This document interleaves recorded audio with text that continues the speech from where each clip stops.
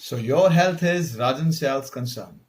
सो आज मैं लेकर आया हूं एक ऐसी किताब जो इन लॉकडाउन के दिनों में बहुत अच्छा मैसेज अपने आप में हमें दे रही है।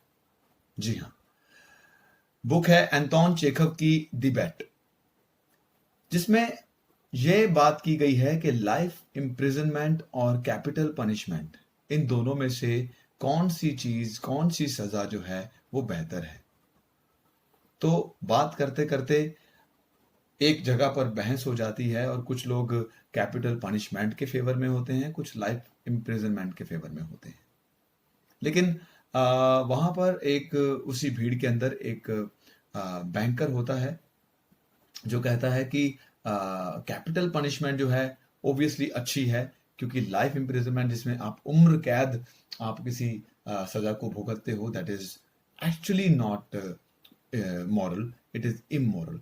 बट वहीं पर एक लॉयर होता है जो कि वहीं पर उन सब बातों को सुन रहा होता है, और जब उससे पूछा जाता है कि तुम्हारी क्या राय है, तो वो बताता है कि वैसे तो दोनों ही मेरे लिए इमोरल है, लेकिन अगर मुझे चुनना हो तो मैं लाइफ इम्प्रिजनमेंट को डेफिनेटली चुनूंगा।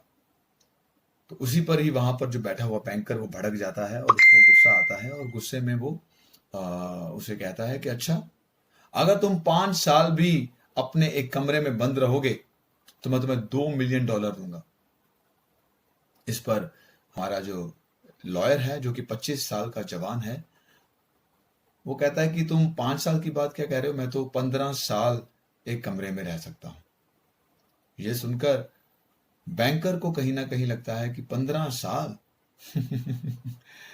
तुम ये भी करके देख लो, और अगर तुम रह लोगे तो मैं तुम्हें $2 मिलियन दूंगा।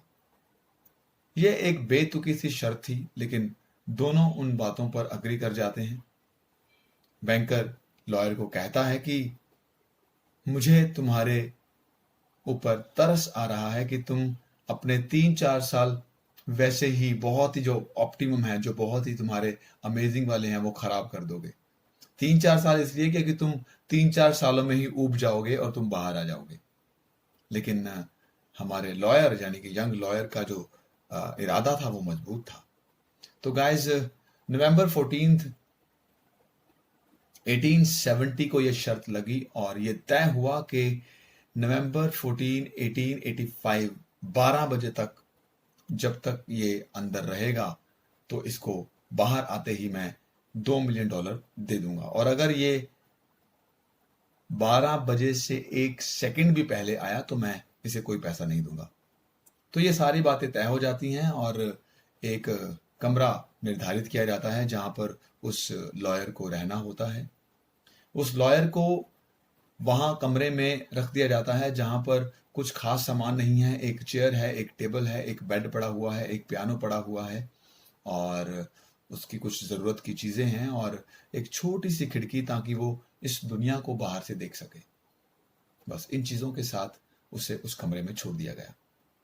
हाँ, कुछ चीज़ें उसे अलाउड की गई कि वो वहां पर रहकर किताबें पढ़ सकता है, म्यूजिक सुन सकता है, अच्छी वाइन पी सकता है, स्मोकिंग कर सकता है, पियानो बजा सकता है। तो इस तरह से शर्त निर्धारित हुई और समय शुरू हो गया। आई होप यहाँ तक आपको कहानी अच्छी लगी होगी। कहानी के अगले पार्ट में, यानी कि बहुत ही अमेजिंग वाले पार्ट में क्या होगा, इसके लिए थोड़ा सा इंतज़ार।